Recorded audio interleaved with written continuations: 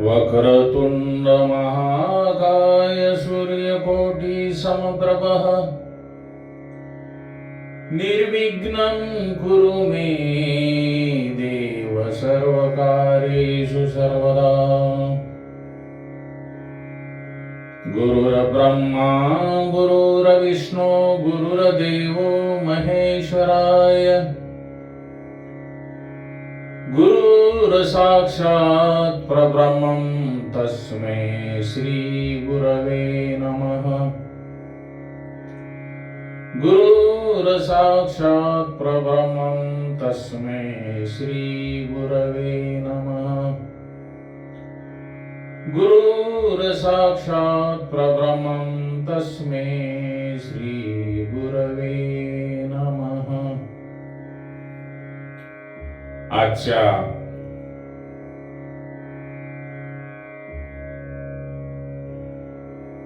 कथेच्या माध्यमातून आपण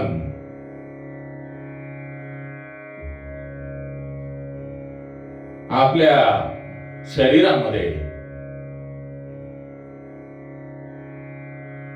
जे 5 विषय आहेत ते 5 विषय म्हणजे नंबर 1 शब्द, नंबर 2 स्पर्श, नंबर 3 रूप,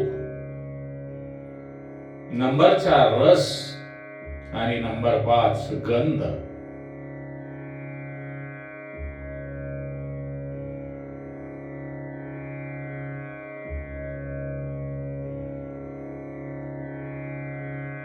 मनुष्याचे शरीर जे आहे,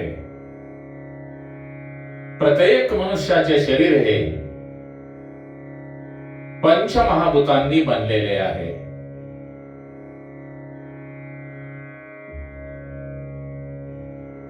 त्यामुळे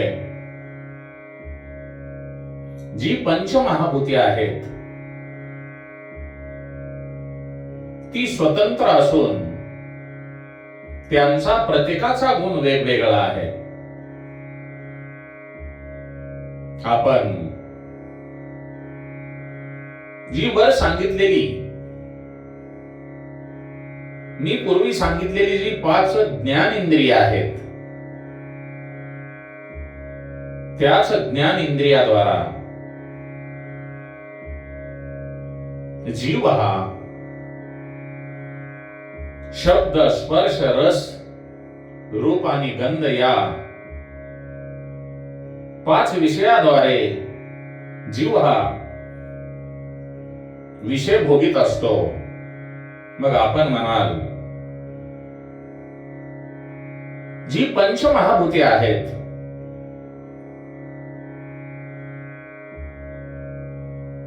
ती कोणत्या गुणाकडे आकर्षित आहेत आणि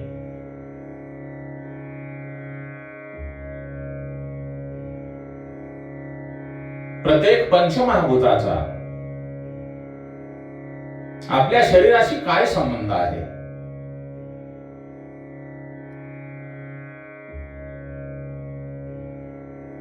जी पंचमहाभूते आहेत ती म्हणजे नंबर 1 आकाश,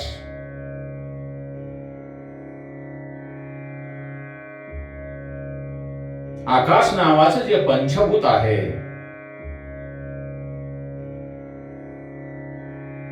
मी जे आपणाला बोलतो आहे ते शब्दगुण आहेत आणि मी जे बोलतो ते आपल्या कानापर्यंत पोहोचते। तो जो गुण आहे तो आकाश तत्वाचा आहे। कानाद्वारे जे आपण दुसऱ्याचे बोललेले ऐकतो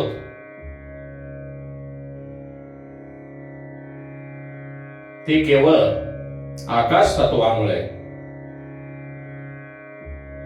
दुसरं पंचमहाभूत म्हणजे वायू, वारा।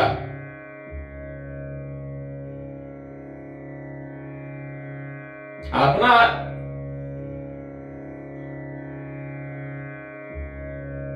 जो वारा आहे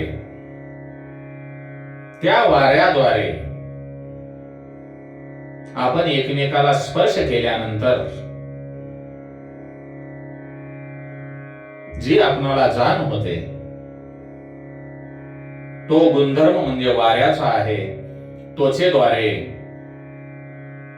आपणाला जो स्पर्श होतो, हे वायू या तत्वाचं महत्व असून नंबर 3 म्हणजे तेज.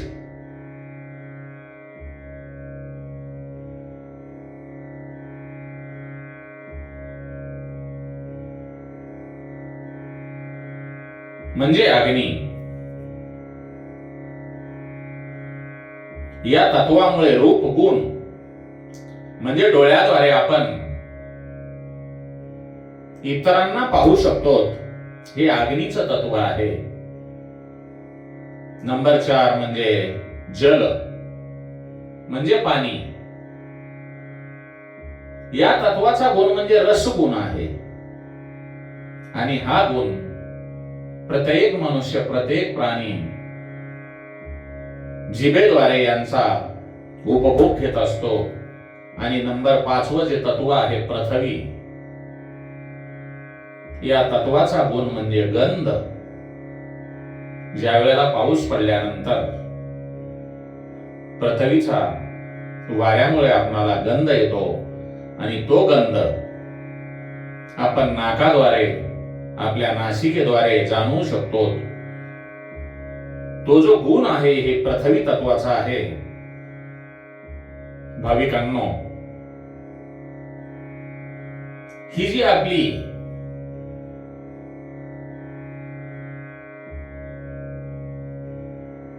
विषय आहेत, ती 5 इंद्रियांना याच 5 विषयाशिवाय काहीही रम्य वाटत नाहीत. कारण माऊली म्हणतात, या विषया वाचोनी काही अनेक सर्वता रम्य नाही, हा स्वभावेची पाही इंद्रियांचा.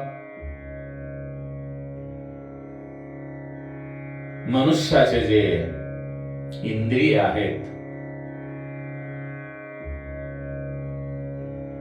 त्यांना जी सवय झालेली आहे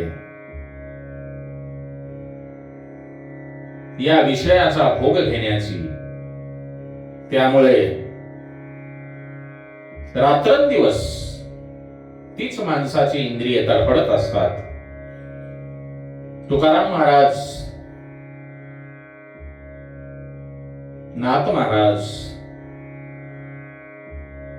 इतर बऱ्याच संतांनी यावर काव्य लिहिलेली आहेत. त्यापैकी नाथ महाराज म्हणतात, जिव्हा रसाकडे ओळी तृषा प्रसना लागी तोडी, शिष्णाशी रती सुखाची गोडी, ते चरफडी रमावया. त्वचा पाहे मृदी उपन उद्धरी वांची पूर्णान्न, सर्वन मागती गायन मधुर ध्वनी आलापो. घ्राण उद्यत परिमळा रूप पाहावया डोळा, हस्त वांछिती खेळा नाना लीला स्वभावे. पाय वांछिती गती ऐशी इंद्रिय ओढा ओढिती, जेवी नाना गेहपती भूत सवती तोडिती. नाथ महाराजांनी आपल्या भागवतामध्ये याचे सुंदर वर्णन केलेले आहे. सांगण्याचे तात्पर्य मी एक तुम्हाला उदाहरण देतो. ज्याप्रमाणे एका पुरुषास अनेक बायका असतात आणि त्या पुरुषास त्या 5 ज्या पुरुषांच्या पत्नी आहेत, त्या आपल्या पतीला आपल्याकडे ओढण्याचा प्रयत्न करतात. तदत हे जे विषय आहेत, तेच विषय इंद्रियांच्या माध्यमाने जीवास आपल्याकडे ओढण्याचा प्रयत्न करतात. या विषयाच्या अन्य सुखामुळे जीव देवापासून, भगवंतापासून, परमात्म्यापासून दूर जातो आणि भगवंताचे भजन पूजन न करता जन्म मरणाचे दुःख भोगत असतो. एक सुभाषितकार सांगतात, एका एका विषयामुळे एक एक जीव मरतो, मग हे जे आपण शरीरामध्ये 5 विषय भोगतो, त्या 5 विषय भोगणाऱ्यांची गती काय होणार?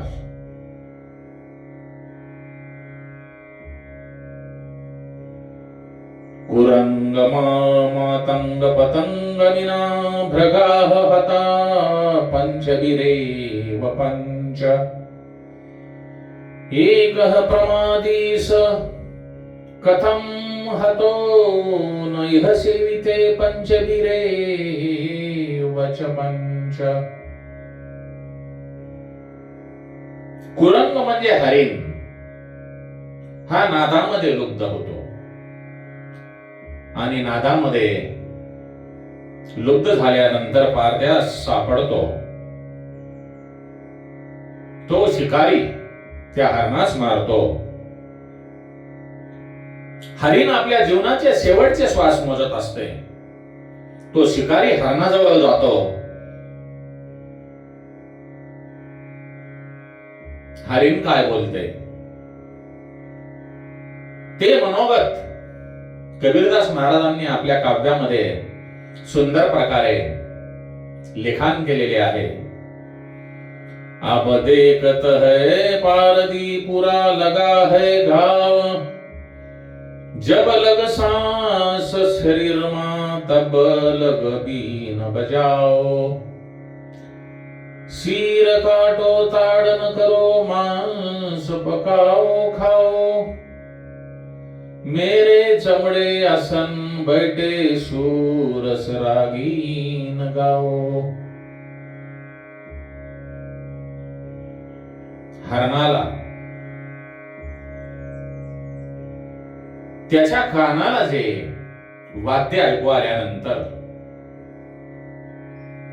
त्याला जी सवय झालेली आहे ती एका शिकाऱ्याच्या ताब्यात सापडल्यानंतर सुद्धा तो शिकाऱ्याला म्हणतो, हे शिकारी, तू मला कापल्यानंतर सुद्धा आनंदाने खा आणि माझे कातडे तू अंथरूण म्हणून टाक आणि त्यावर बसून खा, परंतु जे वाद्य आहे ते तू वाजवत राहा.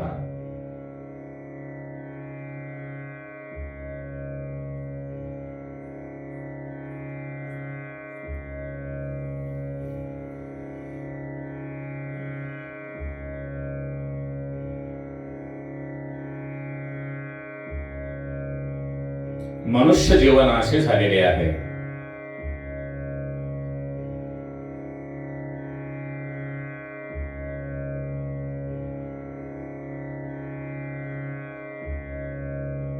तुम्हाला एक मी याचा दृष्टांत सांगतो. एक राजा होता आणि राजा म्हटल्यानंतर सार्वभौम वैभवाची कुठल्याही प्रकारची कमतरता नव्हती, परंतु त्यांना मुलबाळ नव्हते. दोघेही वयोवृद्ध झाल्यानंतर त्यांनी जाहीर केले की पाडव्याच्या दिवशी जो कोणी आम्हास प्रथम भेटेल त्याला या राजाचा राजा केले जाईल.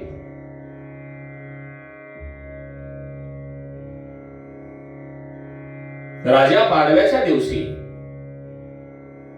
5 मैल अंतर ठेवून बागेत 6व्या मैलाच्या जागेत आपल्या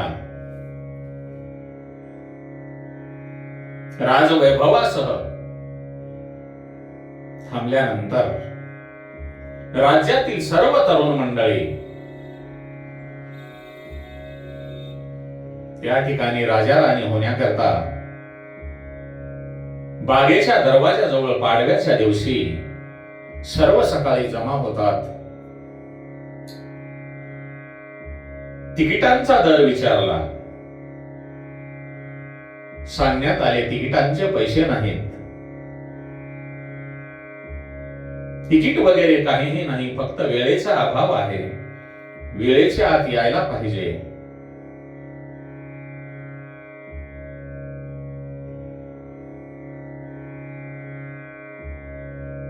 बाबांनो, मनुष्य हा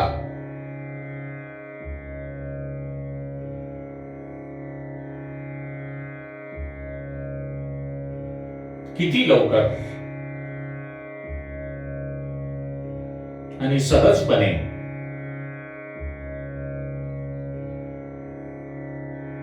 कुठलीही गोष्ट साध्य होईल हे पाहण्यासाठी प्रयत्नशील असतो. याचे कारण म्हणजे विषय सुखासाठी मनुष्य हा धडपडत असतो आणि त्याला सुखाची प्राप्ती झाल्यानंतर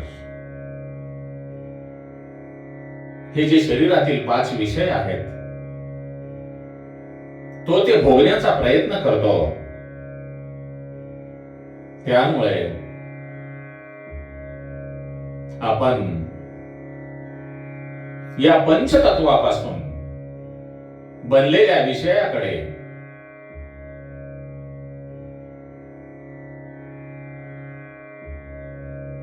दुर्लक्ष करून चांगल्या प्रकारे कर्म करून भगवंताच्या भक्तीकडे वळून आपल्या जीवाचे कल्याण करून घेतले पाहिजे. कारण या कलियुगामध्ये भगवत भक्ती एवढी सोपी आहे.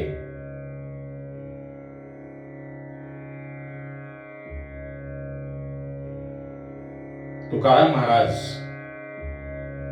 आपल्या अभंगामध्ये सांगतात आणि अभंग तो आपल्या सर्वांच्या परिपाठातील आहे. तो म्हणजे नाम संकीर्तन साधन पैसोपे जळतील पापे जन्मांतरीची न लगती सायास जावे वनांतरा सुखी तो घरा नारायण ठाई बैसोनी करा एक चित्ता उडी आनंदाळवावा राम कृष्ण हरी विठ्ठल केशवा मंत्र हा जपावा सर्व काळ. आपणाला कुठे जाण्याची गरज नाही. भगवंताचं नाम संकीर्तन करा आणि विषयापासून अलिप्त राहा. आपणाला जर जन्म मरणाच्या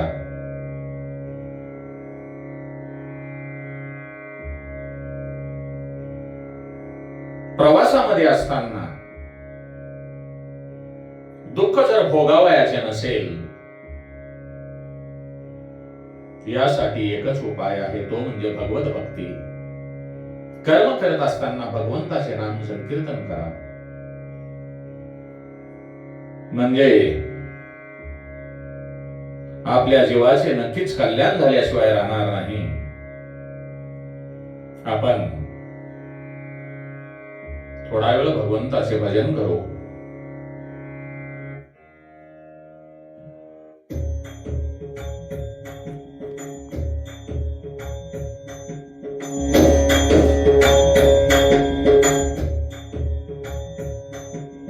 श्री कृष्ण गोविंद हरे मुरारे हे नाथ नारायण वासुदेवाय राधा रमण हरि गोविंद राधा कृष्ण हरि गोविंद राधा रमण हरि गोविंद राधा कृष्ण हरि गोविंद. राम जय राम जय जय राम श्री राम जय